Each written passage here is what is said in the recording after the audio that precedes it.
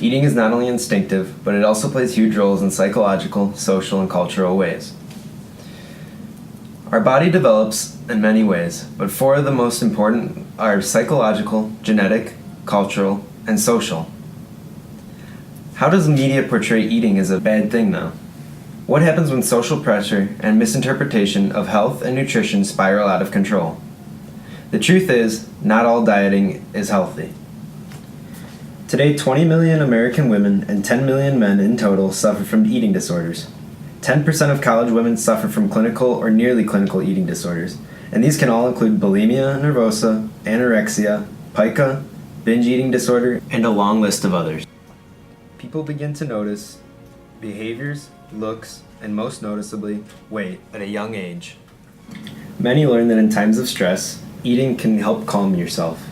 This is caused by endorphins released upon the entry of food into your body. While some become addicted to the pleasures of taking in food, others face fears of gaining weight. There are no clear explanations for how disorders are caused. However, stress is a known factor which correlates in nearly all cases. Disordered eating progresses from attention to hunger and satiety signals, it evolves to disordered habits, and finally becomes fully disordered lifestyles. Anorexia is defined as a loss of appetite for food, but it is truly much more. Those with anorexia face extremely low self-esteem and self-image, which often goes hand in hand with depression. Underlying factors include home issues, seeking acceptance, and social anxiety. Those who struggle with anorexia face severe health issues, which may include hormone imbalances, hair loss, muscle deficiency, and increased susceptibility to illness. Bulimia nervosa is where an episode of binge eating is followed by purging of food, most common in high school and college students, frequently in successful females. A particular binge is considered to be a large amount of food consumption in a short period of time, exhibiting lack of control over the individual's behavior. Disordered reactions include individuals turning towards food instead of psychological feelings, individuals experiencing low self-esteem or depression. Normally, these individuals have been sexually or physically abused in the past, where they feel out of control, ashamed, or frustrated, reacting with very impulsive behaviors. Most frequent reactions after binging include purging of the food, normally by vomiting or excessive exercise. Individuals consume 3,000 calories in one particular binge.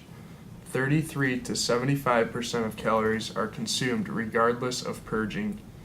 Bulimic individuals experience a high risk of suicide, and on average, 50% of individuals recover completely from bulimia nervosa.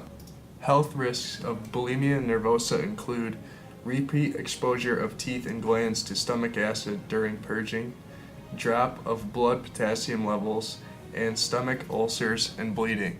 Psychotherapy for bulimia lasts on average between 16 and 18 weeks, which causes bulimic individuals to be less likely to receive therapy or medical help than anorexia. The primary medication given is Prozac, an antidepressant that helps reduce the urge to binge and purge.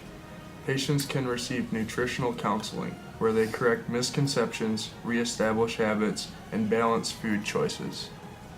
Binge eating characteristics include recurrent episodes, eating rapidly until full, eating when not hungry, or eating alone when depressed or guilty, marked distress regarding binge eating, and binging 2 times a week for at least 3 months at a time.